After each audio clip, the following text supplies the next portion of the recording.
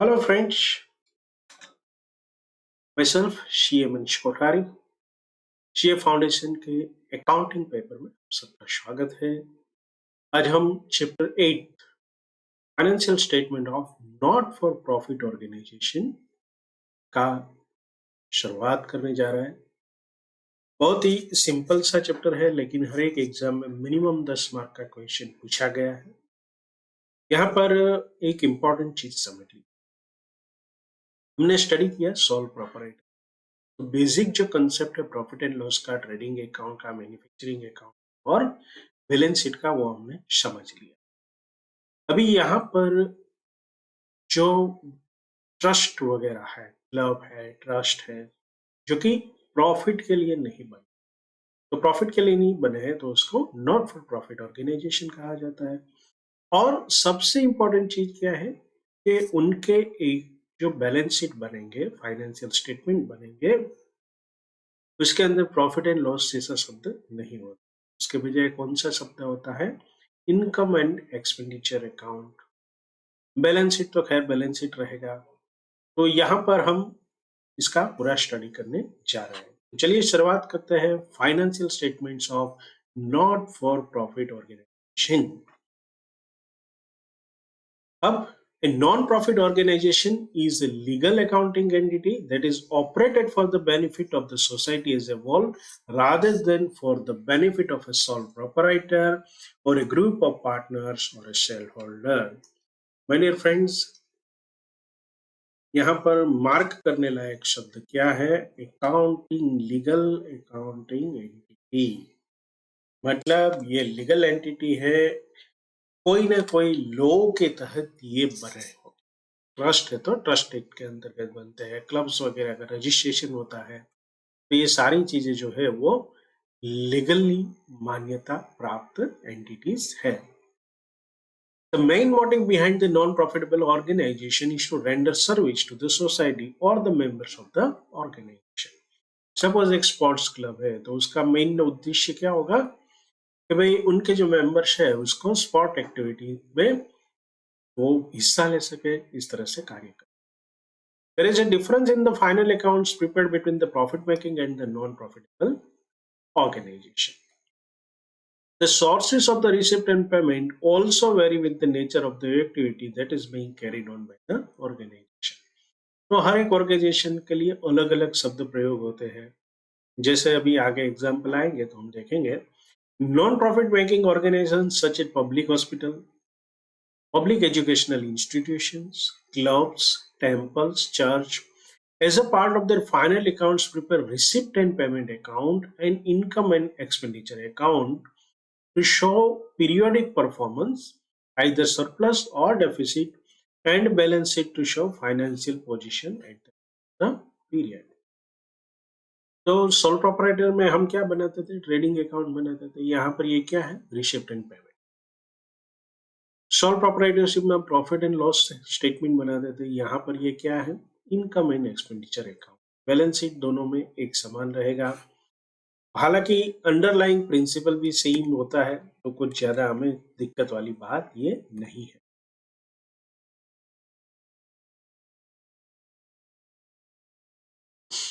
The income and expenditure account for non-profitable organization is just similar to profit and loss account prepared for the profit-making organization, but there has been different terminology employed for the word profit as a surplus, excess of income or expenditure, or loss is deficit, that is excess of expenditure over income से term बदली है।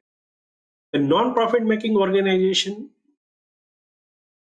total cash receipt and total cash payment are highlighted through receipt and payment account। तो यहाँ पर receipt and payment account में ये सारे receipt और पेमेंट जो है वो कैश इंक्लूडिंग बैंक वगैरह सब आ जाएंगे।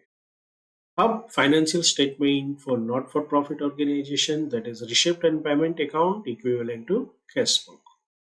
तो ये कैश बुक में जिस तरह से हम सभी प्रकार के ट्रांजेक्शन करते हैं, उसमें बैंक अकाउंट का एक कॉलम भी होता है, और सेम वे यहाँ पर रिसिप्ट एंड पेमेंट अकाउंट का एक मेंटेनेंस होता है और उसमें एंट्रीज की जाती है। Income and expenditure account is equivalent to profit and loss account, जबकि बैलेंस शीट जो है वो दोनों में common. Nature of receipt and payments account, ये किस प्रकार की एंट्रियां इसमें करेंगे? Receipt and payment account is a summary of the cash book without date column. चलिए, यहाँ पर कोई डेटिंग नहीं होती, सिर्फ आपको जो अकाउंट हम बनाएंगे उसमें डायरेक्टली काम करेंगे। It is an elementary form of accounts commonly adopted by not-for-profit making concerns such as hospitals, clubs, societies, temples, churches for presenting the receipts and payment periodically together with the cash balance at the beginning and close of the period. कि जब भी accounting period होगा, सबका accounting period financial year होता है 1 अप्रैल to 31 March. The main point to be noted here is that receipt and payment account is not based on the accrual system of bookkeeping, as it records all the receipt and payment, whether capital or revenue, pertaining to the current, previous or future period. तो ये महत्वपूर्ण बदलाव है कि ये सभी प्रकार के ट्रांजेक्शन, कैपिटल और रेवेन्यू एंड करंट, प्रीवियस और फ्यूचर पीरियड के भी ट्रांजेक्शन एक साथ ही एक ही अकाउंट में होते हैं। Now features. It is the summary of the cash and bank transaction like cash book. All the receipts, capital or revenue are debited. Similarly, all the expenditure, that is capital or revenue, are credited. It starts with opening cash and bank balance and also end with their closing balance. Surplus or deficit for an accounting period cannot be ascertained from this account. ये महत्वपूर्ण, क्योंकि ये account से हमें ये नहीं पता चलेगा कि साल के अंत में सरप्लस रहा है या डेफिसिट रही। जब मैं सरप्लस बोलता हूं तो it is equivalent to the profit in our short term account. Since it shows only the cash being position and excludes all non-cash item, तो यहाँ पर हर एक नॉन कैश आइटम का समावेश नहीं होता है। तो मान लीजिए डेप्रिसिएशन की एंट्री है, वो रिसिप्ट एंड पेमेंट पे नहीं होगी, वो कहाँ होगी? Income and expenditure account. चलिए एक इलस्ट्रेशन से स्टार्ट करते हैं। The receipt and payment for the Swaraj club for the year ended 31st March 2022, where entrance fee 300, membership fee, donation, club pavilion, साथ में जनरल एक्सपेंसेस है, रेंट एंड टैक्सेस है, फिर cash in hand April 1st 200 and March 31st. So mark well, this is the opening figure and this is the closing figure. Same way यहाँ पर ये क्या है? ये ओपनिंग है और ये क्लोज। तो बहुत सिंपल एग्जांपल है, सिर्फ हमें बाइफरकेशन करना है। You are required to prepare receipt and payment account. चलिए, तो रिसिप्ट एंड पेमेंट अकाउंट बनाते हैं। इसका फॉर्मेट बहुत ही सिंपल है, in the books of messrs. तो यहाँ पर हमें पता है कि किसकी बुक में हम ये कार्य करने वाले हैं, स्वराज क्लब। कौन सी तारीख को? 22 को।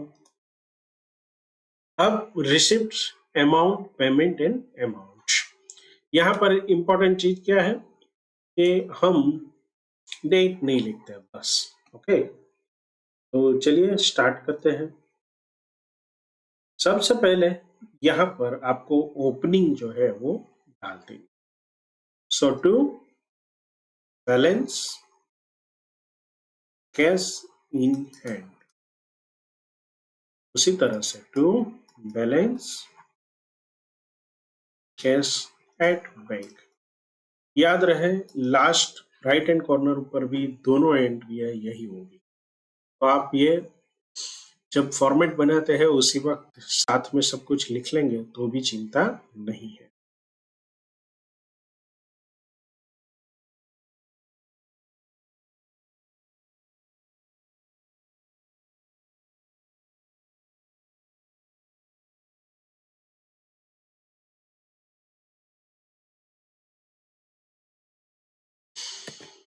चलिए, यहाँ पर एक ही लाइन में दिया है तो सावधानी बरतिए।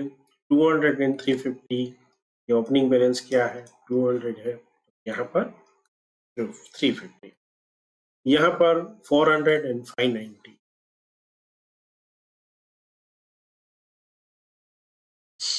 चलिए अब स्टार्ट करते हैं। Entrance fee 300,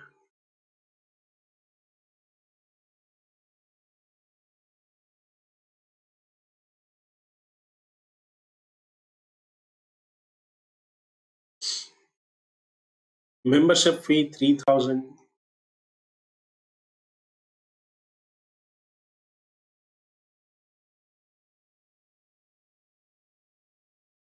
donation to club pavilion, donation for club pavilion, ये to donation in club pavilion कितना आया है 10,000।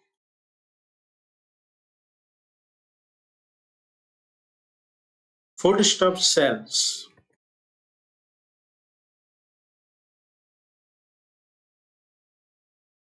अगर फूड स्टफ के जैसा तीन चार अलग अलग, मान लो कोई बुक्स है या तो कोई और विभाग है, तो यहीं पर आप वर्किंग करके नेट फिगर लिख सकते हो। लेकिन यहाँ पर ये छोटा सा सम है तो हम डायरेक्टली इसका पोस्टिंग करते हैं। नहीं तो क्या होगा कि मान लो कि फूड स्टफ जैसा कोई भी एक्सपेंस डायरेक्टली है, यहाँ पर परचेज ऑफ फूड स्टफ 800 है तो आप नेट ऑफ करके लिख सकते हो, लेकिन हम यहाँ पर ऐसा नहीं करते।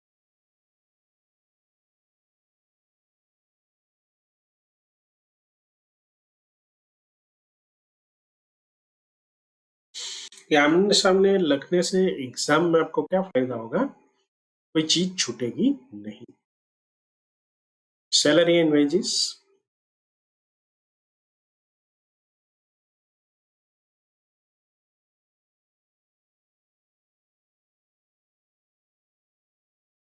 कंस्ट्रक्शन ऑफ क्लब पेविलियन,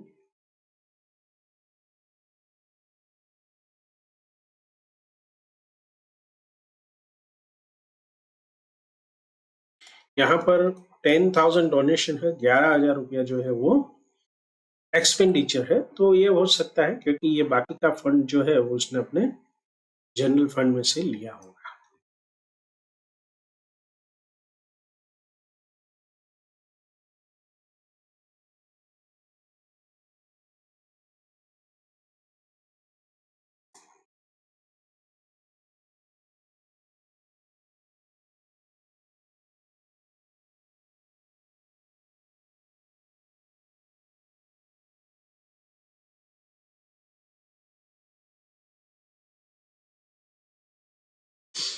तो चलिए स्टार्ट करते हैं totalling.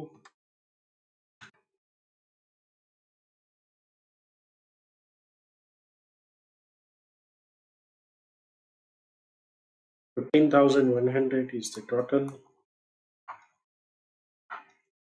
Right hand side, payment side.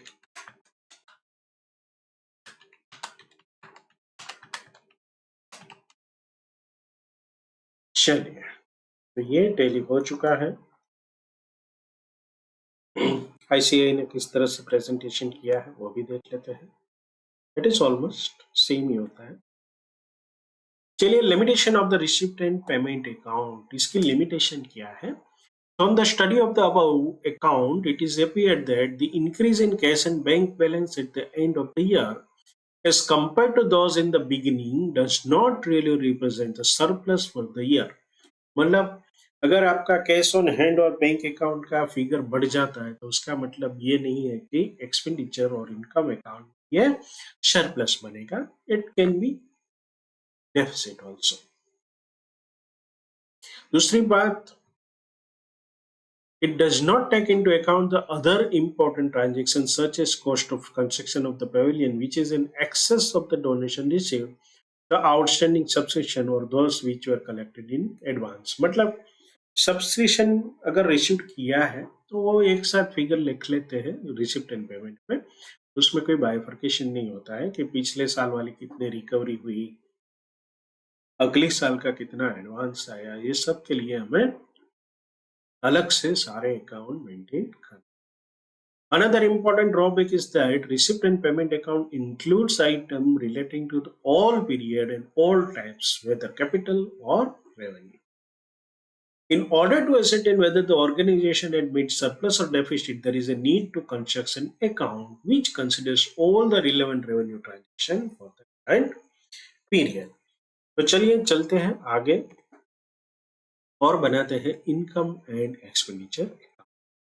The income and expenditure account is equivalent to the profit and loss account of a profit making business enterprise। तो सबसे इंपॉर्टेंट चीज क्या है कि इसमें करंट साल के पर्टेनिंग जो भी चीज होगी उसका पोस्टिंग होगा। It is an account which is widely adopted by most of the non-profit making concern and it is prepared by following accrual principle। मतलब इंटरेस्ट जो है हमारा एक्रू होता है या एक्सपेंडिचर एक्रू होता है, तो ये सारी चीजें जो है इसमें कहाँ पे आएगी, income and expenditure account. Only item of revenue nature pertaining to the current period of the accounts are included, like profit and loss. The preparation of the account therefore requires adjustment in relevant account in respect of both outstanding and advance item of income and expenditure। तो जो भी income के account हो गए, जैसे कोई club है तो उसमें मेंबरशिप फी होती है या तो रिकरिंग फीस होती है, कोई मैगजीन या तो बुक्स वगैरह होता है तो वहाँ पे सब्सक्रिप्शन होता है, तो उस तरह से ये सारी चीजें चलेगी। जैसे कि आपने नेटफ्लिक्स को सब्सक्राइब किया तो वहाँ कौन सा अकाउंट मेंटेन होता होगा, सब्सक्रिप्शन अकाउंट। तो only difference is in the terms use to present profit and loss, बाकी सब कुछ प्रॉफिट एंड लॉस की तरह ही होता है। Profit is termed as surplus, excess of income over expenditure, and loss is termed as deficit, excess of expenditure over income। ये note सिर्फ समझ लीजिए। एनपीओ मतलब not profit organisation registered under section 8 of the companies act 2013, इसे section 8 companies भी बोलते हैं, are required to prepare their income and expenditure account and balance sheet as per the schedule 3 of the companies act 2013। तो जब हम companies account बनाना सीखेंगे तो schedule 3 क्या है उसको समझेंगे। अभी आप इतना समझ लीजिए कि ये कंपनीज एक्ट है 2013 में जो आया है, उसके साथ एक शेड्यूल अटैच किया गया है और वहां जो फॉर्मेट है वो किसको यूज करना है, section 8 of the companies act 2013 के अंतर्गत रजिस्टर किए गए ट्रस्ट और other non for profit organisation को। अब फीचर्स क्या है, इनकम एक्सपेंडिचर के फीचर क्या है, it is a revenue account prepare at the end of the accounting period. तो उसका मेन काम क्या है, to find the surplus and deficit. It is prepared by matching expense, ये बहुत ही महत्वपूर्ण है, matching expenses against the revenue of that period. अभी सम करेंगे एक दो एग्जांपल तो समझ में आ जाएगा। All capital expenditure and income are excluded, मतलब कोई कैपिटल एक्सपेंडिचर या इनकम यहाँ पर शो नहीं होगा। Only current year income and expenses are considered. This surplus deficit is taken to the balance sheet and is added, ये बहुत महत्व है, either added or deducted respectively with the capital fund। तो ये कैपिटल फंड क्या है ये भी अब आगे समझेंगे डेफिनेशन, लेकिन अभी इतना समझ लीजिए कि कैपिटल फंड क्या होता है। मान लो कोई ट्रस्ट शुरू हुआ और मेंबर्स ने कुछ अपना कंट्रीब्यूशन करके एक फंड क्रिएट किया जो कि फंड पूरे ट्रस्ट को चलाने के लिए होगा, तो उसे कैपिटल फंड बोलते हैं। Now main source of the income, तो इनकम के सोर्सेस क्या होंगे। For a NPO, the source of income largely depend on the nature of the activity। मतलब जो क्या एक्टिविटी कर रहे हैं वो, अगर मंदिर होता है तो उसमें डोनेशन मेन एक्टिविटी होगा, मतलब सोर्स ऑफ इनकम होगा। Broadly we can classify the source of income as subscription, ordinary donation, membership fees or entrance fees, recurring grants from local authorities and income from investment। ये एक बहुत ही महत्वपूर्ण होता है कि ट्रस्ट वगैरह को करोड़ ऑफ रुपीस का डोनेशन मिलता है तो वो क्या करते हैं, जब आवश्यकता नहीं होती है तो इसे फिक्स डिपॉजिट में रखते हैं, जिसमें से इनकम की अच्छी खासी है उसको इंटरेस्ट इनकम हो। Any amount raised for a special activity, for example sale of match ticket, is deducted from the expenditure of that activity. The net amount is shown in the income and expenditure account. मान लो कोई sports club है, उसने कोई एक match का आयोजन किया है, चलिए क्रिकेट मैच उन्होंने रखा भारत और अफगानिस्तान के बीच में। अब टिकट उन्होंने सोल्ड किया तो उससे इनकम होगी और मैच का खर्चा क्या होगा, दोनों नेट ऑफ करके लिया जाएगा। कहाँ? इनकम और expenditure account. Any receipt of capital nature shall not be shown as income but will be credited to the capital fund or special purpose fund. मान लो कोई टेम्पल कमेटी है, उसने तय किया कि भाई हम एक यहाँ पर एक धर्मशाला बनाए, तो क्या होगा, वो लोगों को अपील करेंगे कि धर्मशाला के लिए डोनेशन कीजिए। तो लोग स्पेसिफिकली उस धर्मशाला के नाम पर जो भी डोनेशन देंगे, it will be kept in a separate account and it has its own accounting. मतलब उसका खुद का अकाउंटिंग रहेगा, मैनेज होगा और सारा हिसाब एक ही अकाउंट के अंदर। Now what are the examples of the income? Main source of income hospital के लिए medicine and cost of test investigation, sports club के लिए स्पोर्ट्स मटेरियल कोई शोल्ड करते हैं या तो टूर्नामेंट एक्सपेंसेस वगैरह है। ड्रामा क्लब ये कल्चरल एक्टिविटी का भाग है। तो expenses of staging place, rent of the hall, payment of the artist वगैरह वगैरह। एजुकेशनल सोसाइटीज होती है तो award of scholarship, organisation of the seminar वगैरह वगैरह। Any expenditure for acquisition of the fixed asset will be capitalized, though the amount of annual depreciation shall be debited to the revenue expenditure. जैसे हमने पढ़ा था sole proprietorship में, क्या पढ़ा था? डेप्रिसिएशन को कहाँ डेबिट करते थे? प्रॉफिट एंड लॉस में। तो मान लीजिए कि यहाँ पर ट्रस्ट का बिल्डिंग है, तो उसका डेप्रिसिएशन कहाँ पे डेबिट होगा? इनकम एंड एक्सपेंडिचर अकाउंट में। If a regular trial balance is available, the preparation of the income and expenditure account and the balance sheet is on the line of final accounts. तो उसी तरह से हम final account बनाएंगे जैसा sole proprietor में बनाते हैं। चलिए आगे बढ़ते हैं। Distinction between receipt and payment account and income and expenditure account. एक बहुत बड़ा फर्क तो हम जानते ही है, कौन सा है? जैसे ट्रेडिंग अकाउंट और प्रॉफिट एंड लॉस में फर्क होता है, उसी तरह का बढ़िया मतलब मेन फर्क क्या होता है? It is between receipt and payment account and income and expenditure account. ये इसके ऊपर क्वेश्चन भी पूछे जा सकते हैं डिफरेंस के, या तो आपको इंडिविजुअल शॉर्ट नोट भी पूछी जा सकती है। रिसिप्ट एंड पेमेंट अकाउंट या तो इनकम एंड एक्सपेंडिचर अकाउंट। यहाँ पर ये वर्डिंग को अच्छी तरह से जहां तक हो सके आपको एग्जाम में रिफ्लेक्ट करना है। Receipt and payment account is an elementary form of account consisting of a classified summary of cash receipt and payment. यहाँ पर कैश मतलब बैंक में आ जाता है। Over a certain period together with cash balance at the beginning and close of the period. तो ये क्या है? It is nothing but a summary.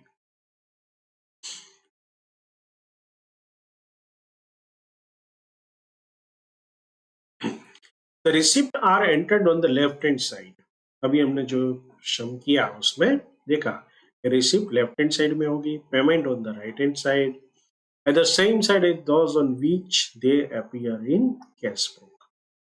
All the receipts and payments, whether of revenue or capital nature, are included in this account. मतलब अगर मान लो कि construction के लिए पैसा दिया है तो भी रिसिप्ट और payment account.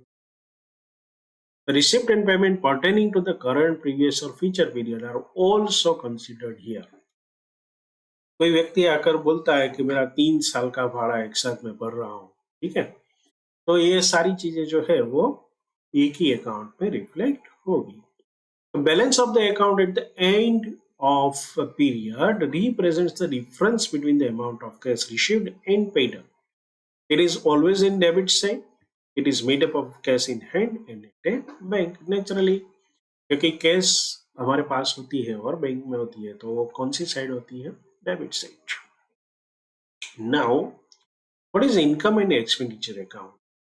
It resembles and is drawn in the same form of profit and loss account. Profit and loss की तरह ही होता है. Expenditure of revenue nature is shown on the debit side. मतलब जो भी expenditure है वो left side में दिखाएंगे. And gain of revenue nature are shown on the credit side. Income and expenditure account contains all item of income and expenditure relevant to the current accounting period only. मतलब इसी साल की entries होगी. पाछले साल की अगर है, अगले साल का एडवांस है, तो वो सबको एडजस्ट किया जाएगा रिस्पेक्टिव लेजर अकाउंट में. Capital receipts, pre payment of income and capital expenditure, prepaid expenses are excluded. It does not start with any opening balance. मतलब यहाँ पर कोई opening balance नहीं होता है. The balancing figure represents the amount by which the income exceeds the expenditure or vice versa. या तो deficit होगी या तो सरप्लस होगा, जो कि बैलेंस शीट में ट्रांसफर हो जाएगा. Now, preparation of the income and expenditure account from receipt and payment. Receipt और पेमेंट अकाउंट हमें दिया जाएगा एग्जाम में या तो हमारी स्टडी मटेरियल में, साथ में कुछ एडिशनल इंफॉर्मेशन देंगे. उसके आधार पर हमें इनकम एंड एक्सपेंडिचर अकाउंट बनाना है. क्या करना होगा? Compute the opening balance of the accumulated fund. Naturally बहुत बार क्या होगा, कुछ इंफॉर्मेशन मिसिंग रहेगी, जो कि हमें क्या होगी, कंपाइल करनी होगी फ्रॉम द गिवन फैक्ट्स. तो इसमें कोई बेसिकली रॉकेट साइंस नहीं होता है, बहुत आसानी से आप कर सकते हो.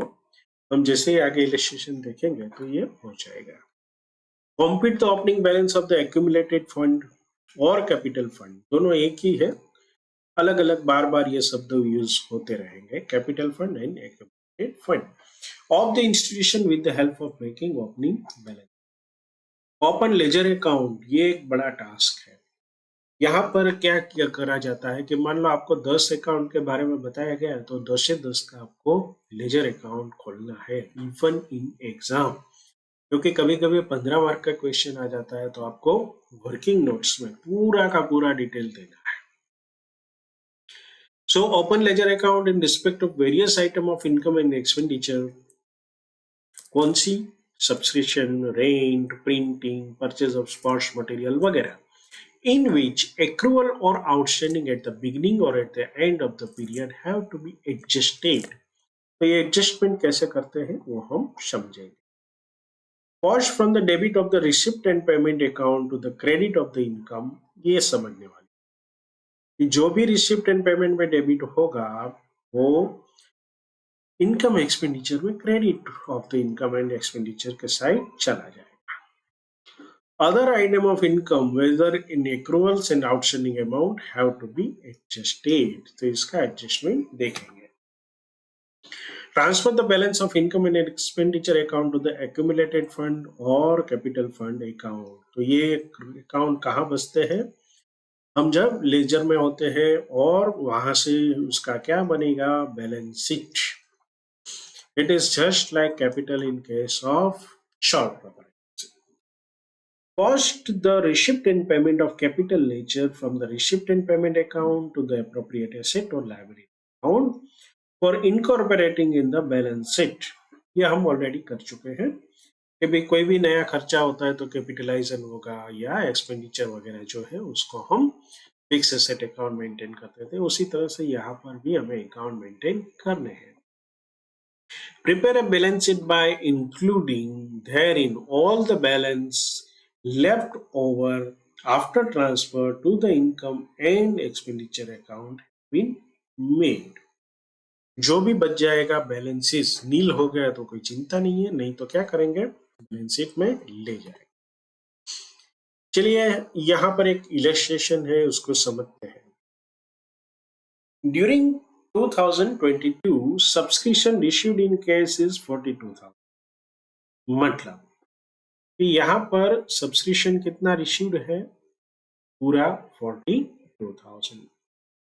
फिर it includes rupees 1600 for 21 and rupees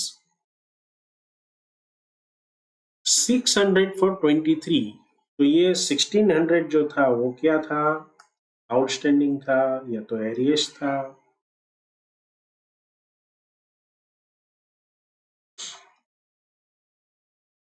ये एडवांस है। And 3000 is still be received for 22, तो ये आउटस्टैंडिंग फॉर 2022 है। Calculate the amount to be credited to the income and expenditure account in respect of subscription। तो ये calculation बहुत ही simple है। Amount कितनी प्राप्त हुई है? 42,000। उनमें से अभी कितना और मिलने वाली है?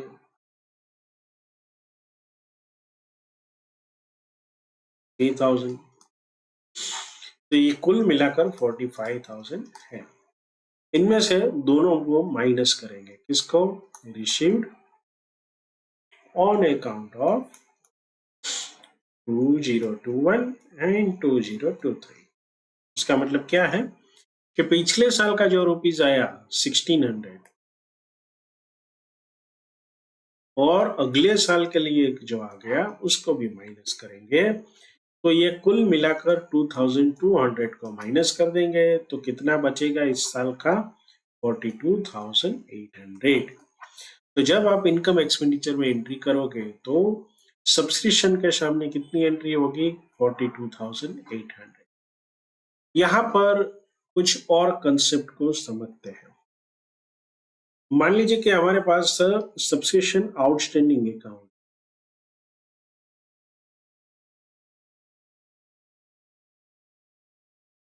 एक है हमारे पास सब्सक्रिप्शन आउटस्टैंडिंग अकाउंट।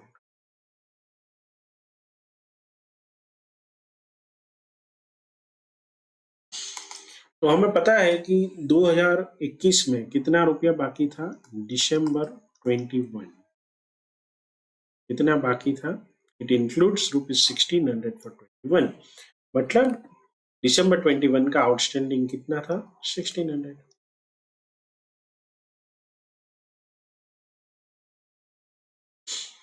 ये जनवरी 1 को या तो जो भी मतलब ईयर एंड को होगा या तो अप्रैल 1 को ट्रांसफर हो जाता है। कहाँ पे हो जाता है? Subscription main account.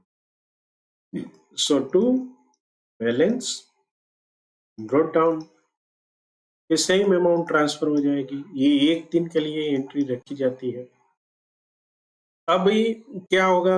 31 दिसंबर आई, दिसंबर 22, तो बाय आउटस्टैंडिंग सब्सक्रिप्शन कितना है? यहाँ पे लिखा है 3,000 रुपीज। तो ये जो फिगर है ये हम कहा ले जाएंगे? बैलेंस शीट के अंदर, टू सब्सक्रिप्शन अकाउंट, क्योंकि ये पोस्टिंग कहाँ होगा? Transfer to income expenditure account. तो ये 3,000 इसको डेबिट किया और फिर इसका एंट्री वाइप ऑफ हो जाएगा। तो आउटस्टैंडिंग अकाउंट जो है इस तरह से मेंटेन होता है। दूसरा, एडवांस सब्सक्रिप्शन रिसीव्ड अकाउंट। तो रिसीव्ड अकाउंट में, एडवांस अकाउंट में क्या था?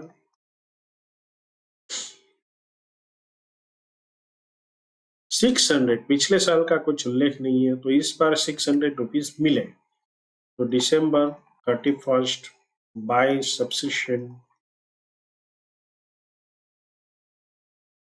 42023 कितना मिला? 600। कहाँ ले जाएंगे? टू बैलेंस कैरी डाउन, तो ये ट्रांसफर कर देंगे। तो ये इसमें भी एक सिंगल एंट्री बची। अभी हमारा मेन अकाउंट जो हमने सॉल्व किया, जिसे हम क्या कहते हैं? सब्सक्रिप्शन अकाउंट कहते हैं। इसको अच्छी तरीके से समझ लीजिए। पिछले साल का अगर कोई भी आउटस्टैंडिंग होता है तो एंट्रिया क्या होगी, पहले ये समझिए। पिछले साल का कितना रुपया था? 1600। तो उस वक्त क्या क्या मतलब क्या हुआ होगा?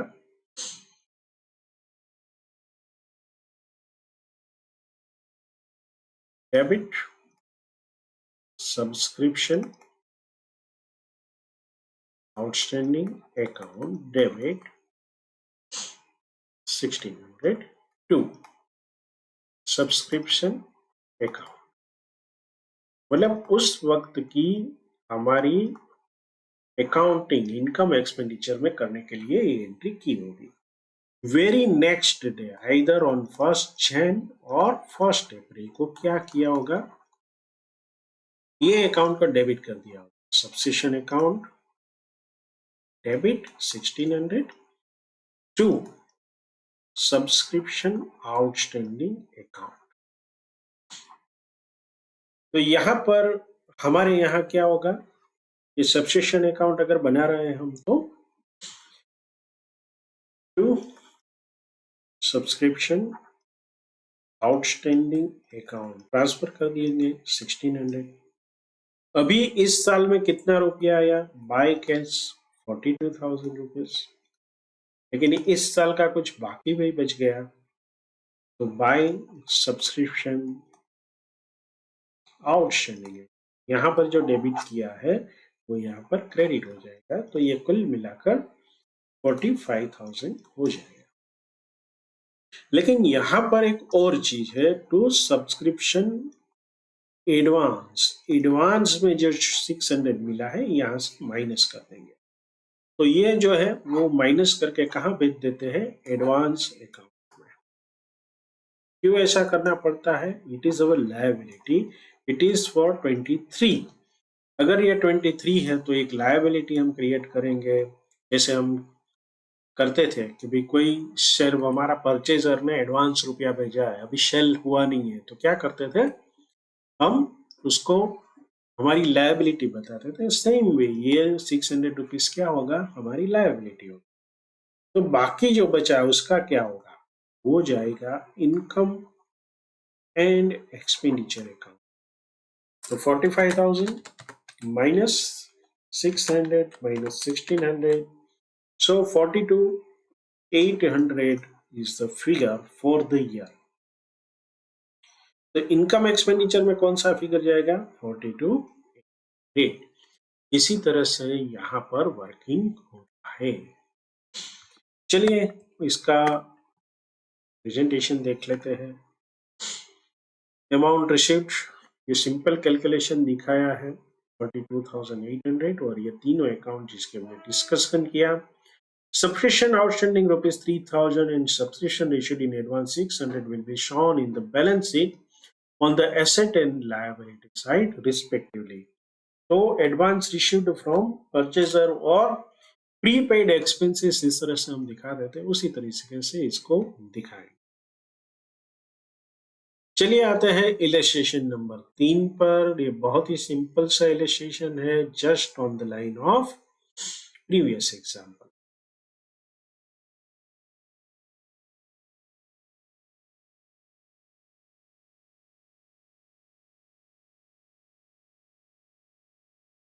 Suppose salary is paid during 22 where 23,000.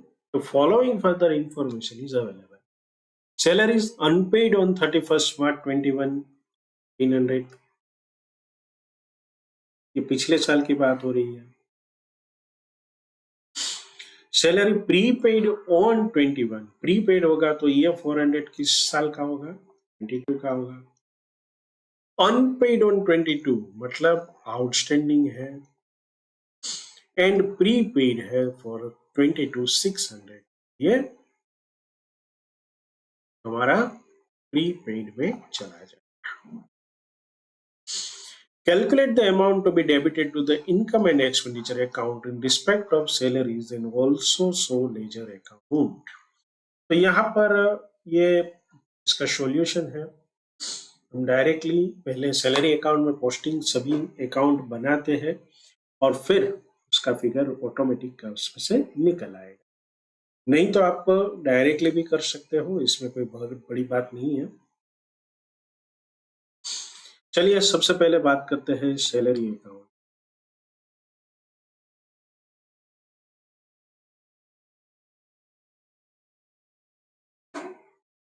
पिछले साल कौन सा था आउटस्टैंडिंग, 21 का, तो 1/4 को प्रीपेड जो था वो 400, तो ये हमारी डेबिट साइड में आएगा।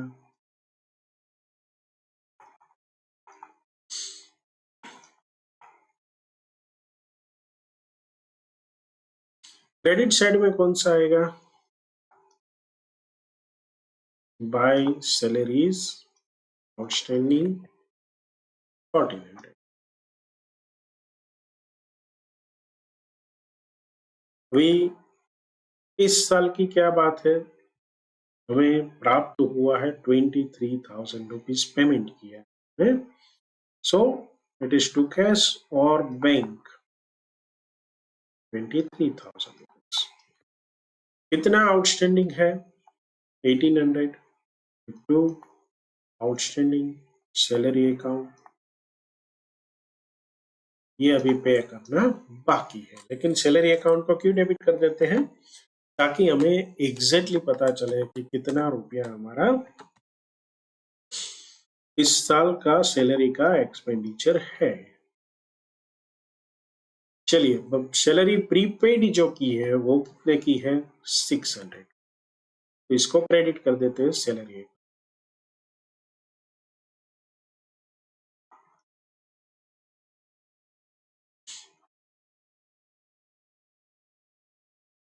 तो ये जो बैलेंसिंग फिगर निकलेगा by transfer to income and expenditure,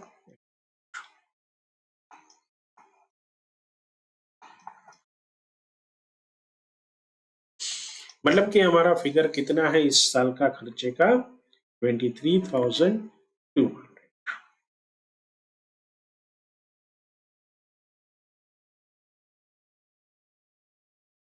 अभी एक और अकाउंट बनाते हैं, सैलरी आउटस्टैंडिंग अकाउंट को।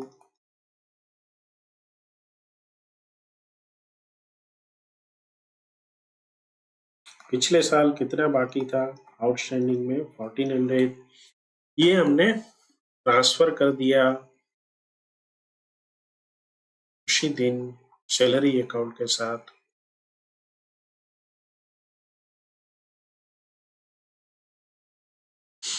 ओरिजिनल एंट्री कौन सी होगी? ये वाली, पिछले साल की क्लोजिंग एंट्री।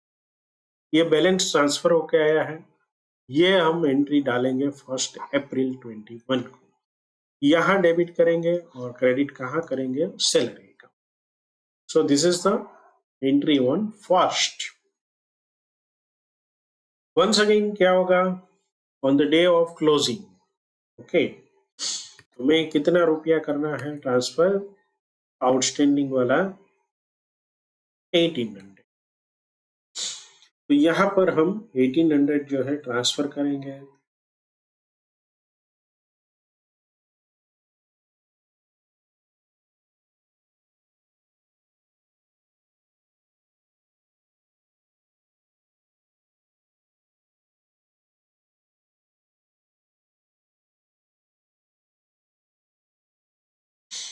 तो अगले साल अप्रैल 1 के दिन क्या होगा?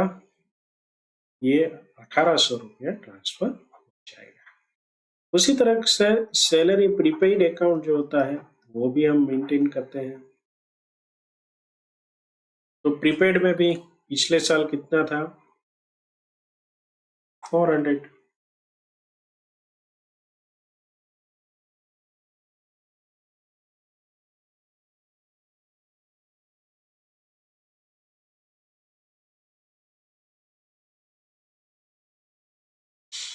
एक चार को क्या करेंगे? इसको ट्रांसफर कर देंगे बाय सैलरी अकाउंट 400। तो यहाँ पर जो पहली एंट्री हमने ली है that is nothing but the transfer from this। अभी साल के अंत में March 31 को क्या करेंगे? To salaries account 600, same way by balance, ये हम अगले साल आगे ले जाएंगे 600। तो 22 में क्या होगा? To balance wrote down 600। So how this is done in the exam?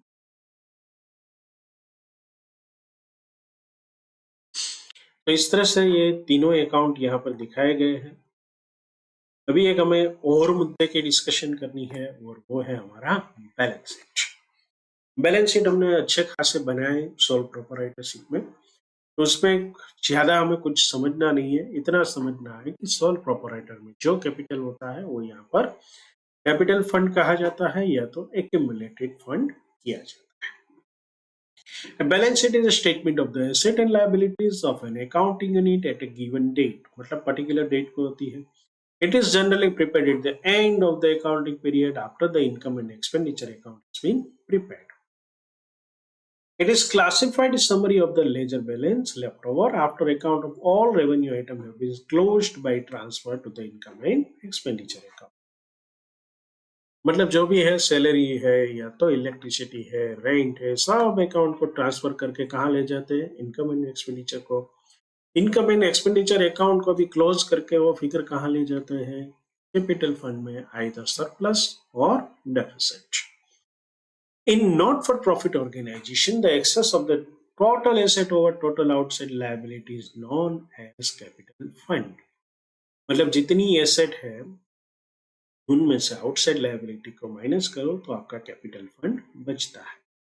The capital fund represent the amount contributed by the member through legacies, मतलब जो लेगेसी यानी कि वारसाई कहते हैं जिसको, या तो उसको जो मिली है अपने पूर्वजों की ओर से, special donation, entrance fees, and accumulated surplus over the years. If, however, members have not contributed any amount, it will be termed as accumulated fund instead of capital fund. कभी कभी क्या होता है कि जो एक्टिविटीज है उनमें से मनी जनरेट होता है, सरप्लस रहता है, तो उससे एक बड़ा खासा फंड बन जाता है, तो उसे क्या कहते हैं, एक्यूमुलेटेड फंड कहते हैं। The surplus or deficit, if any, on the year's working is disclosed by the income and expenditure account is shown either as an addition or deduction from the capital. हम क्या करते थे capital में, add the profit और less the loss। उसी तरह से यहाँ पर either addition or reduction from capital or accumulated fund brought forward from the previous period respective. अभी कुछ चीजें ऐसी होती है जो स्पेशल आइटम है for the NPO, not for profit organisation, तो उसके ट्रीटमेंट क्या कैसे करनी। तो सबसे पहले बात करते हैं डोनेशन की। देयर में have been raised either for meeting some revenue और कैपिटल एक्सपेंडिचर। डोनेशन जो है अलग अलग पर्पस के लिए रेज किया जाता है, कोई बिल्डिंग बनानी हो या तो खर्चे के लिए हो, कुछ जगह पर प्रसाद के लिए होती है, तो रूटीन खर्चा होता है। Those intended for the first maintenance purpose are credited directly to the income and expenditure account, but others, if the donors have declared their specific intention, then they are credited to special fund account and in the absence thereof to the capital fund account. मतलब दो fund रहेंगे, एक तो capital fund और दूसरा special purpose fund. अगर donor ने कहा है कि स्पेशल फंड के लिए पैसा दे रहा हूं तो वहां जाएगा, नहीं तो कैपिटल फंड पैसा चला जाएगा। The term fund is strictly applicable to the amounts collected for a special purpose when these are invested. For example, scholarship fund, prize fund, वगैरह। In other cases, when the amounts collected are not invested in securities or assets distinguishable from those belonging to the institution, the word account is more appropriate, like building account, tournament account वगैरह। तो bank में भी इसी तरह से account ये खुलवाते हैं जो भी ट्रस्ट वगैरह है, और उसमें इस तरह से नाम देते हैं। एंट्रेंस एंड एडमिशन फी, आमतौर पर ये एजुकेशनल इंस्टीट्यूशन में होगा। Such fees which are payable by member on admission to the club or society are normally considered capital receipt and credited to the capital fund. Nevertheless, where the amount is small, meant to cover expenses concerning admission or the rules of the society provided, that such fee could be treated as income of the society This amount may be included in the income and expenditure account. The treatment depends upon the requirement of the question. If the question is silent, then always take it to the capital receipt. ये बहुत महत्वपूर्ण सूचना है. अगर question silent है तो इसको हमेशा कैपिटल रिसिप्ट में ले जाना है. तीसरी इंपॉर्टेंट चीज है सब्सक्रिप्शन. ये थियरी जो है इसका आपको एक दो बार समझ लेना, बाकी रोज आपको ये परेशान नहीं करेंगे. लेकिन अगर यहाँ पर जो फंडामेंटल्स है अगर अच्छी तरह से क्लियर नहीं हुआ तो आपके एग्जाम के अंदर जो एंट्रियाज जाएगी वो गलत जाएगी, तो उसके मार्क कट. सो नंबर 3 पर है subscription. Subscription being an income should be allocated over the period of their accrual. For testing the knowledge of the candidate of this important accounting principle, questions are often set in examination where figures of the subscription collected by a society during the year as well as those outstanding at the beginning of the year and at the close of the year are given.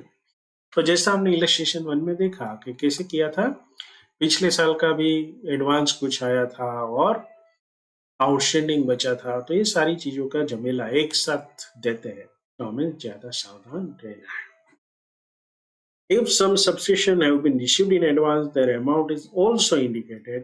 In such cases, it is always desirable to set up a subscription account for determining the amount of subscription pertaining for the period for which accounts are being prepared. उसके लिए हम जैसे अभी हमने 3 account salary के बनाए थे, तो ये इसी पर्पज से थे. यहाँ पर एक एग्जाम्पल दिया हुआ है.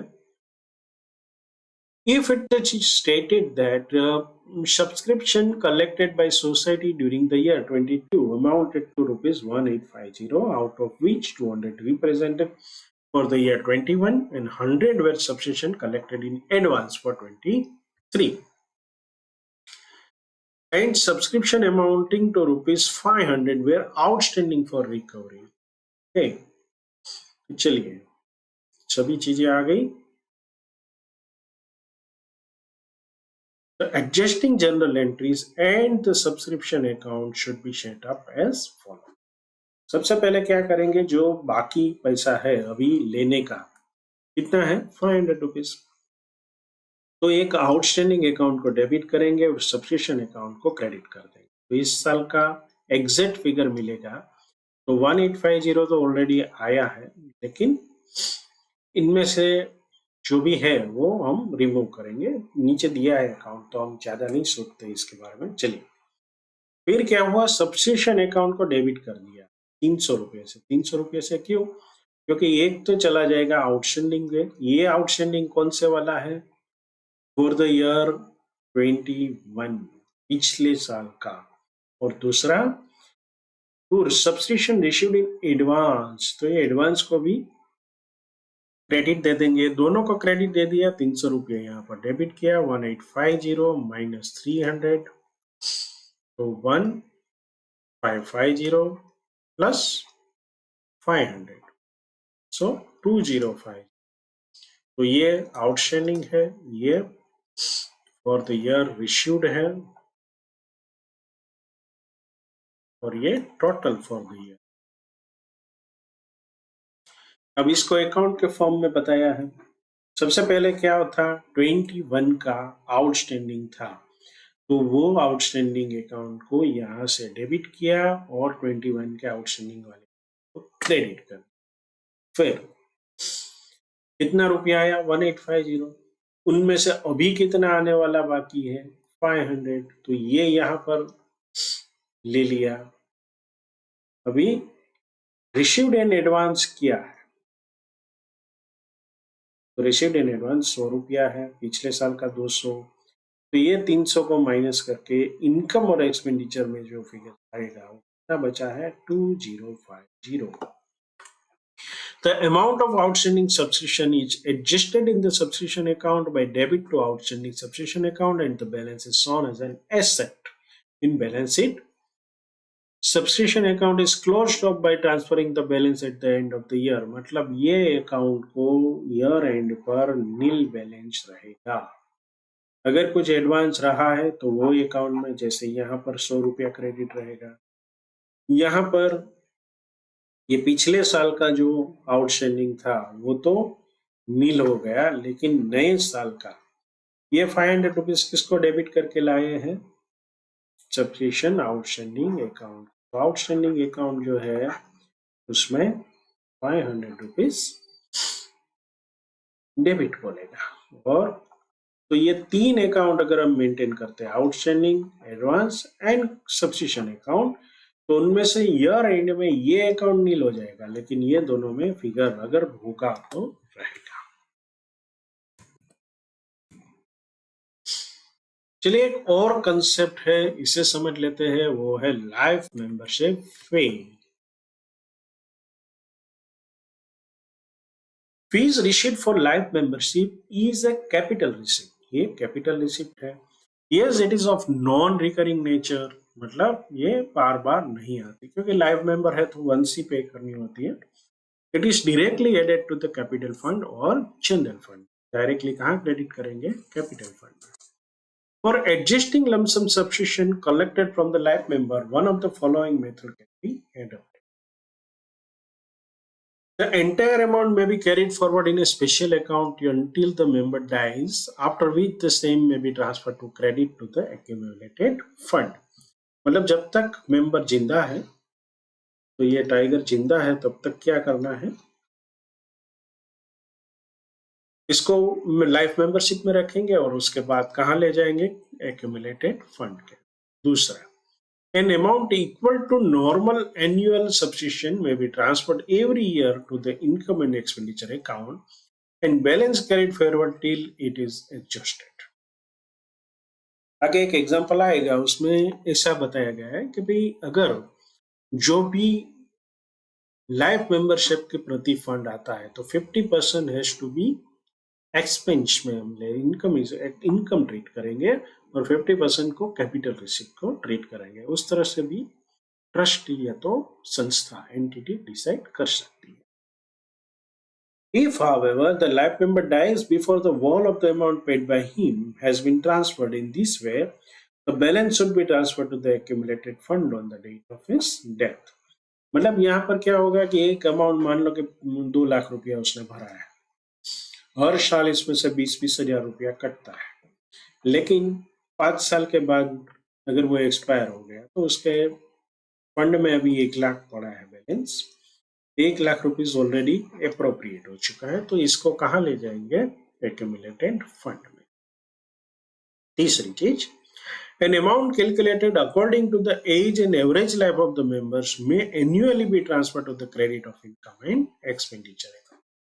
ऐसा भी कर सकते हैं कि भाई इतनी लाइफ मेंबरशिप फी है, लेकिन हर महीने कुछ ना कुछ खर्च, हर साल खर्चे के लिए चाहिए, तो इनमें से 10% should be transferred to the income and expenditure account. So it will be the call of the entity. चलिए, एक ट्रू एंड फॉल्स पीछे पूछा गया था 2 मार्क के लिए। Fees received for life membership is a revenue receipt as it is of recurring nature. तो ये बिल्कुल फॉल्स है, गलत है, क्योंकि life membership is fee received for the life and is a capital receipt because it is of non-recurring nature.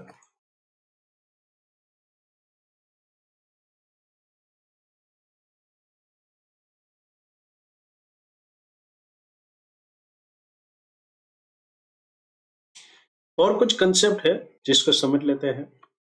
Donation, it is a gift in cash और kind for some person, it may be of 2 type, specific और general, जिसकी चर्चा हम कर चुके हैं। Entrance fee, it may also be known as admission fees.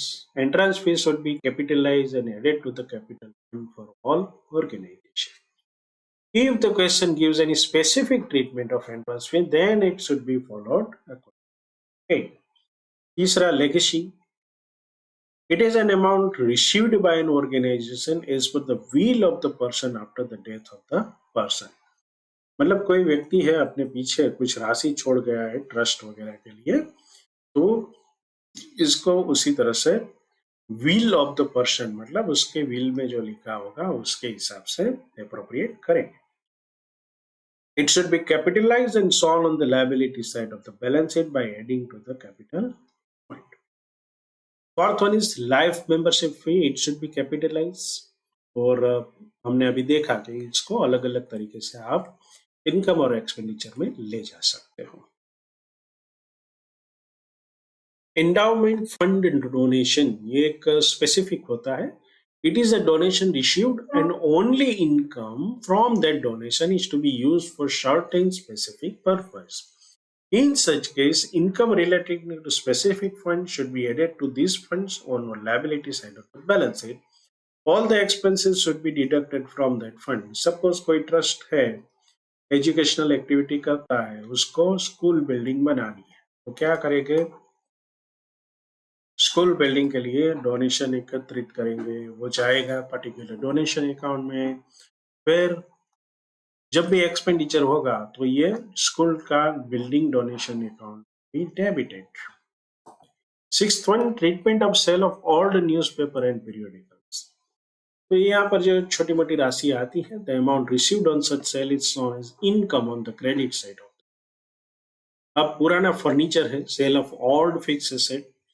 The sale proceeds of all fixed assets are treated as capital asset. The profit or loss on sale of fixed asset is shown on the income and expenditure account, just as a sole proprietorship में करते हैं. Honorarium. It is paid to someone for receiving any services from person who are not the employee of the not-for-profit organization. तो जो employ नहीं है उसको honorarium उसकी सेवाओं के बदले पे किया जाता है और उसको profit income and expenditure account में डेबिट किया जाता है.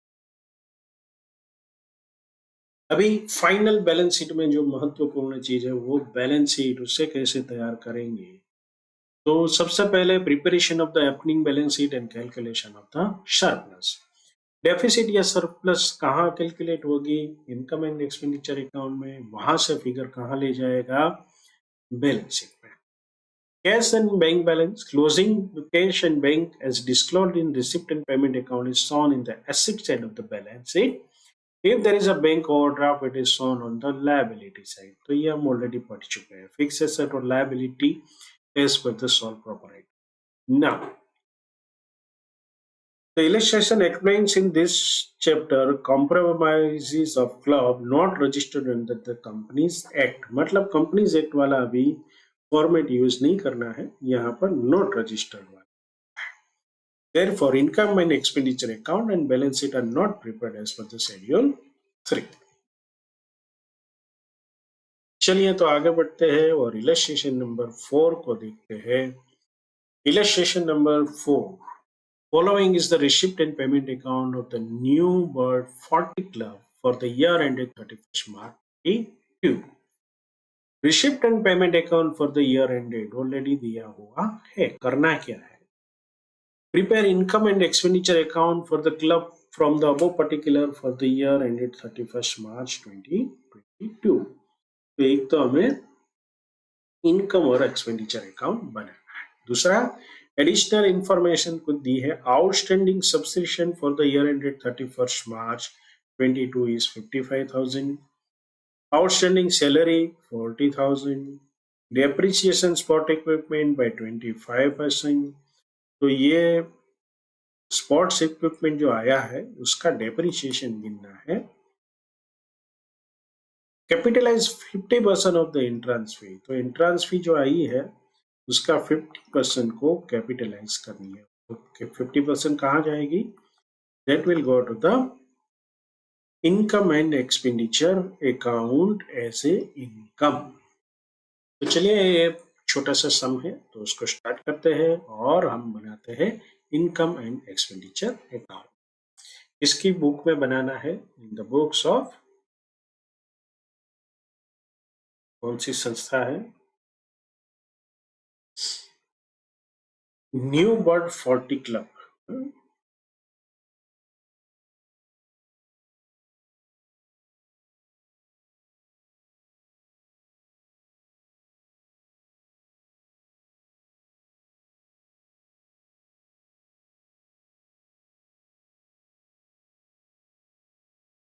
यस, एक्सपेंडिचर बनाएंगे और इनकम, ठीक है। तो यहाँ पर सबसे पहले बैलेंस हमें दिया हुआ है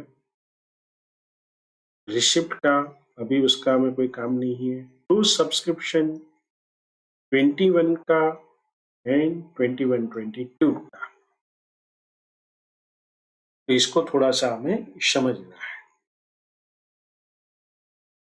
यहाँ पर आउटस्टैंडिंग कितना है अभी 55 है, तो चलिए इसका बाइफर्केशन करते हैं।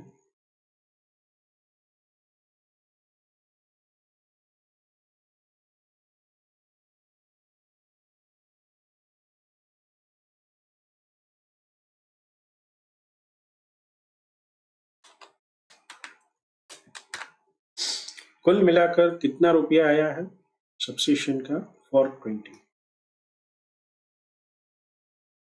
तो ये इनकम साइड जाएगा, बाय सब्सक्रिप्शन 4,20,000। अभी इसमें ऐड होगा आउटस्टैंडिंग फॉर द ईयर 2022 कितना है, यहाँ पे नीचे दिया गया है 55,000। तो ये दोनों का टोटल कितना बनेगा 485 लेस पिछले साल का, तो इस साल का एग्जैक्ट फिगर निकलेगा। पिछले साल का कितना था कहां से पता चलेगा,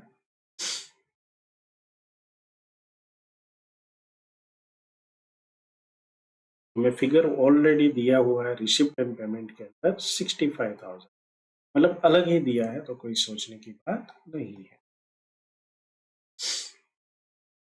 तो ये है हमारी नेट अमाउंट फॉर लाइक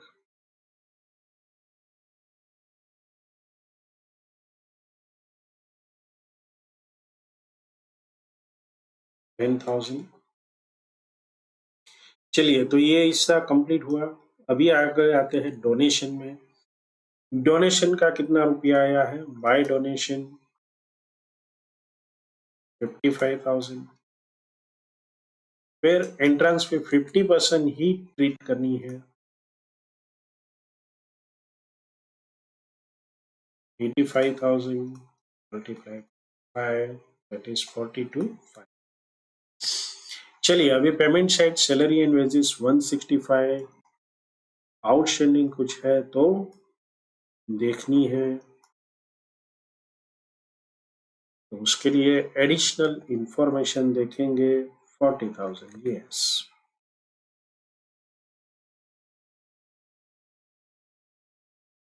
कुल मिलाकर 205।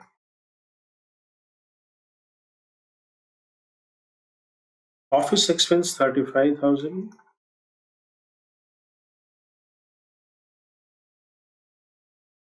इसका अगर आउटस्टैंडिंग कुछ बचा है तो देखना पड़ेगा, नहीं है। चलिए, फिर स्पोर्ट्स इक्विपमेंट जो है कैपिटल एक्सपेंडिचर है, इसे कैपेक्स भी बोलते हैं, लेकिन उसका डेप्रीशिएशन कितना लगना है 25%।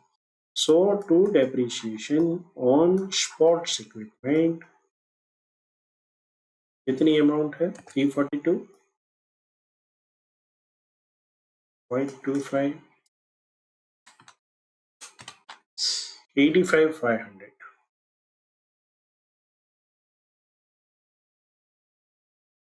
Telephone 28,000, electricity 32,000, fuel, traveling 65।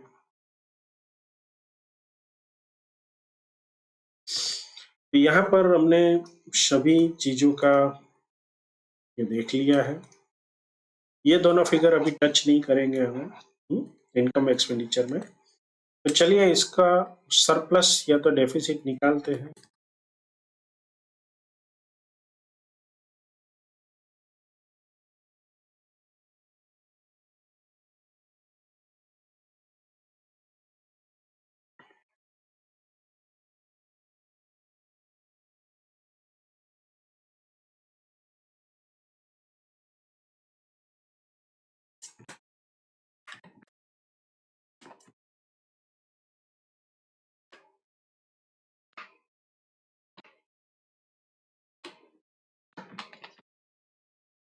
57,000 is the figure.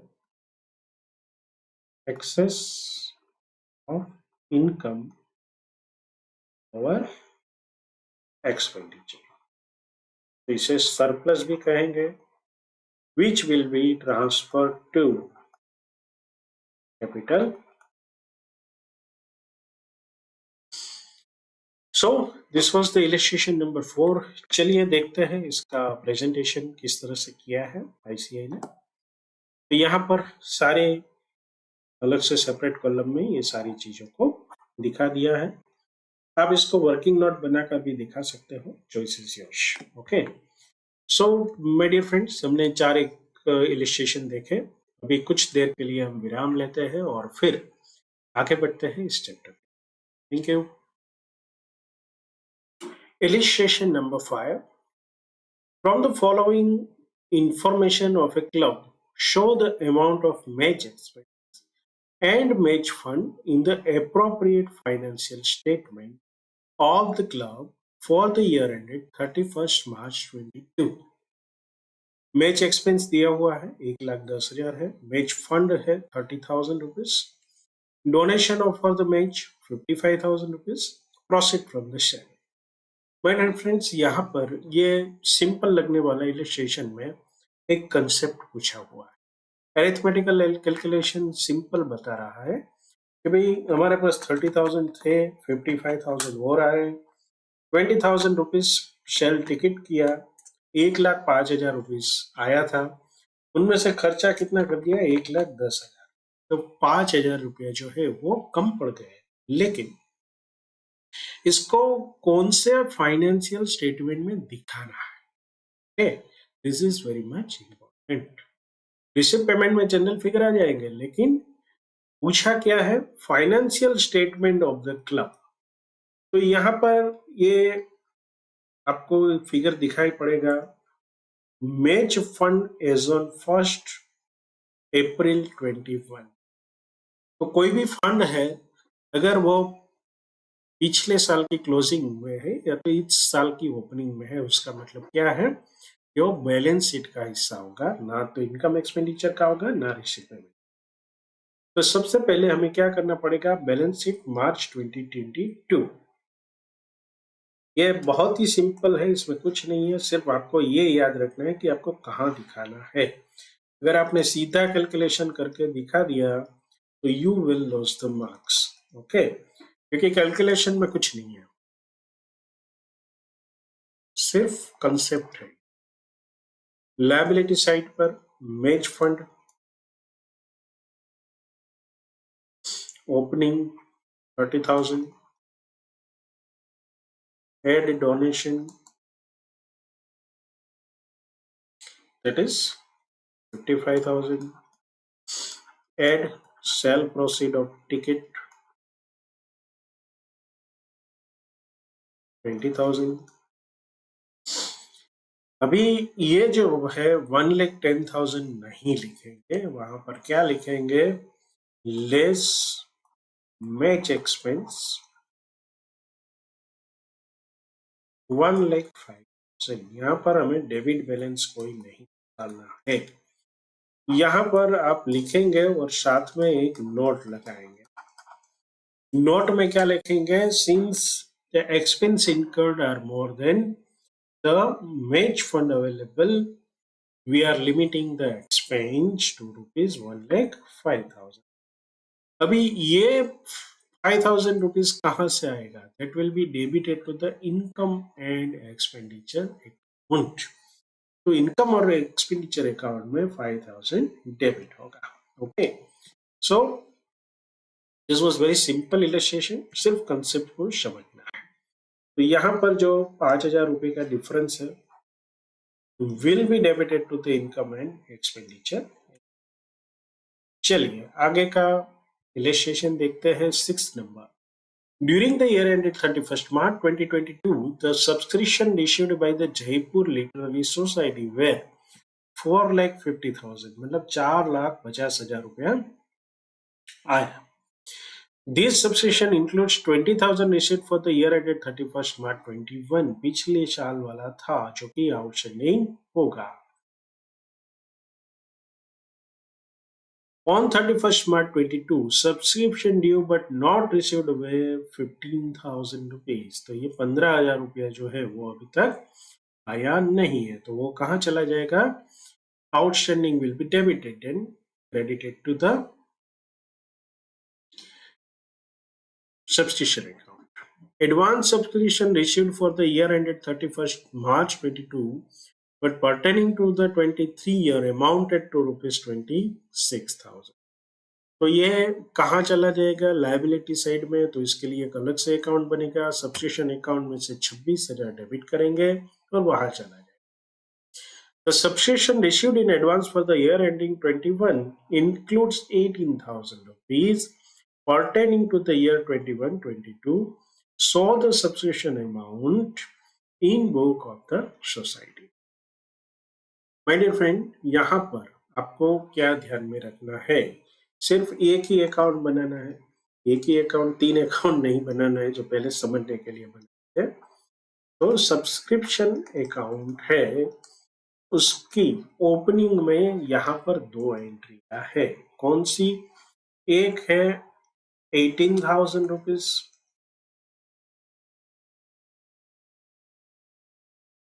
और दूसरा 20,000 रुपीज। कौन सी एंट्री कहां पे जाएगी ये समझ लीजिए। जब हम बनाते हैं हमारा इस साल का account, subscription account for the year ended 31st March 2022, तो आपको क्रेडिट कौन सी करना है? By advance subscription. पिछले साल में जो एडवांस आ गया है वो हमारी पहली एंट्री होगी। उसी तरह से पहली डेबिट एंट्री कौन सी होगी? जो आउटस्टैंडिंग पिछले साल था 21 का, तो ये 2021 का आउटस्टैंडिंग वाला डेबिट एंट्री होगी और क्रेडिट एडवांस वाली होगी। सो ये 2 एंट्री हो जाए, बाकी काम एकदम आसान है। Bank account will be debited bye, क्या होगा? कितना रुपया आया है इस साल में?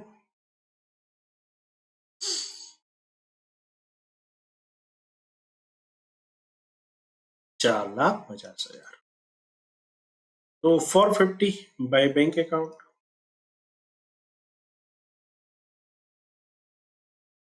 ये सब्सक्रिप्शन अकाउंट है, इतना बाकी है लेने का।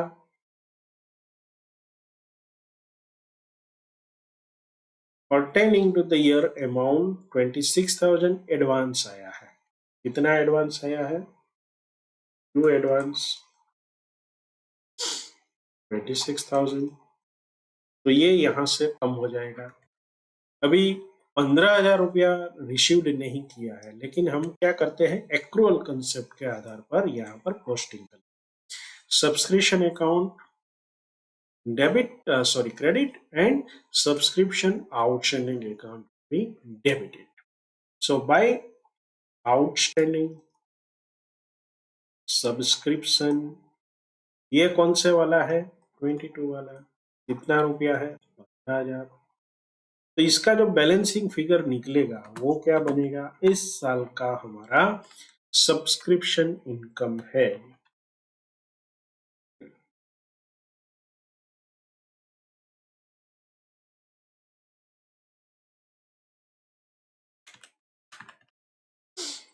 So 4,37,000 is due income from subscription. ये कहाँ चला जाता है? Income expenditure account.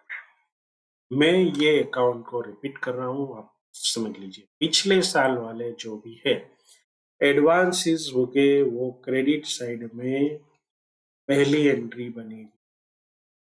आउटस्टैंडिंग पिछले साल की डेबिट साइड में पहली बनेगी। फिर इस साल के आउटस्टैंडिंग क्रेडिट करनी है। अब इससे उल्टा और इस साल का एडवांस को डेबिट करके ट्रांसफर कर देना है एडवांस सब्सक्रिप्शन अकाउंट में। ओके, ये 4 चीजें आपके दिमाग में बैठ गई तो आप इसमें हमेशा सही एंट्रियां करोगे, आपको इजीली पूरे मार्क्स मिलेंगे। So this was how we have arrived at the income from subscription account for like 37,000. Once again, advance है तो पिछले साल का क्रेडिट, पिछले साल का आउटस्टैंडिंग डेबिट, इस साल का आउटस्टैंडिंग क्रेडिट, इस साल का एडवांस। चलिए आगे बढ़ते हैं और इलस्ट्रेशन नंबर 7 को देखते हैं। From the following information, calculate amount of subscription outstanding for the year 31st March 2022. यहाँ पर थोड़ी अलग इंफॉर्मेशन होगी तो इसको भी समझना जरूरी। A club has 350 members, each paying an annual subscription of 1050. तो 1050 पे करते हैं, 350 सब्सक्रिप्शन है, तो हर साल कितना रुपया आना चाहिए? 3,67,500. 350 मल्टीप्लाई 1050 तो 367,500। इससे अगर ऊपर आ गया है तो एडवांस होगा या पिछले साल की रिकवरी होगा। इससे कम आया है तो आउटस्टैंडिंग होगा। Okay, so simple. The receipt and payment account for the year showed a sum of rupees 4,10,000 received as subscription. इस साल में कितने रुपये आए हैं? 4,10,000 आए हैं। तो चलिए हमारा ये सब्सक्रिप्शन अकाउंट बनाते हैं।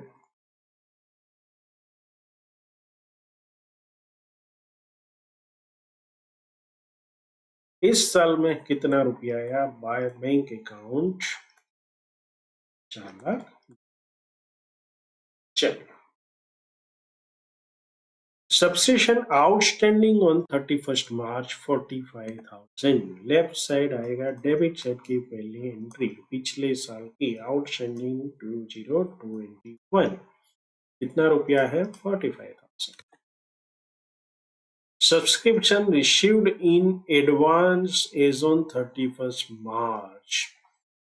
ये कब का है? 21 का। यहाँ की पहली एंट्री बाय एडवांस 2021 30,000 रुपीज।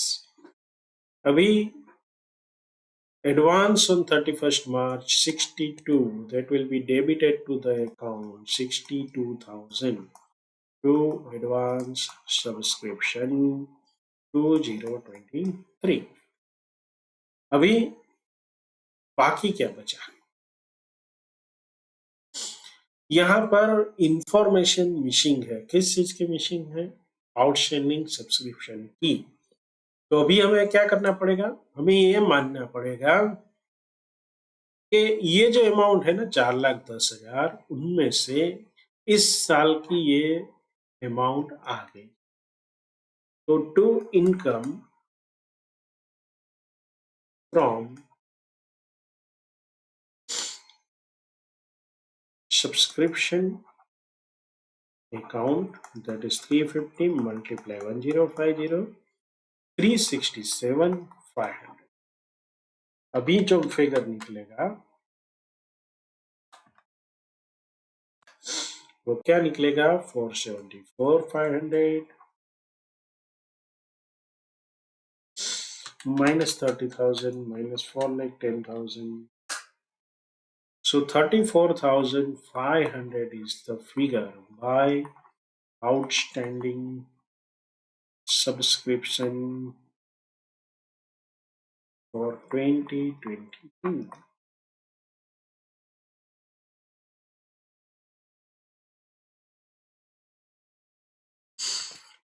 का कोई फिगर नहीं दिया है तो हम क्या मान के चल सकते हैं कि दिस इज नॉट 22 बट 21 का इतना अभी आना बाकी है। ये 4-10 का कोई बाइफर्केशन हमें नहीं दिया है, इसीलिए हम क्या कर रहे हैं? 22 के ओर से सभी को क्रेडिट कर सो हाउ, आपके पास दो कंसेप्ट है, या तो आप सोचिए कि ये 21 का पूरा रिकवर हो चुका है, या तो 22 का पूरा रिकवर हो चुका है. Like that you can go further. So इसका प्रेजेंटेशन जो है बहुत ही सिंपल है. यहाँ पर 45,000 rupees debit outstanding. Outstanding always on debit side, advance on credit side. पिछले साल वाले की पहली एंट्री. फिर जो भी क्रेडिट आया है, इस साल का फिगर अगर नहीं है, ऐसी कुछ डिटेल्स दी है, तो इसको आपको फिगर ले जाना है इनकम एक्सपेंडिचर अकाउंट में. एडवांस वाला फिगर डेबिट करेंगे, आउटस्टैंडिंग वाला क्रेडिट करेंगे. सो फ्रेंड्स, अभी और सो फ्रेंड्स, हमारे 8 चैप्टर के ये पहले पार्ट में पर विराम लेते हैं. कल मिलते हैं फिर एक नए पार्ट के अंदर, जिसके अंदर हम रिमेनिंग इलस्ट्रेशन पूरा करेंगे. क्वेश्चन के अंदर टेस्ट योर नॉलेज की क्वेश्चन भी करेंगे, ट्रू एंड फॉल्स, साथ में प्रीवियस एग्जाम में पूछे गए क्वेश्चन को भी सॉल्व करेंगे. और अब एक छोटी सी रिक्वेस्ट आपसे, अगर आपने चैनल सब्सक्राइब नहीं किया है तो please subscribe it, share with among your friends जो भी CA फाउंडेशन के देख रहे हैं. और अगर आपको अच्छा लगे तभी लाइक कीजिए. अगर आपको कुछ भी कमी लगती है, please right into the comment, and इसके आधार पर मैं अपने जो बाकी के वीडियो है उसमें सुधार करता हूँ. Thank you very much. पढ़ते रहिए. All the best.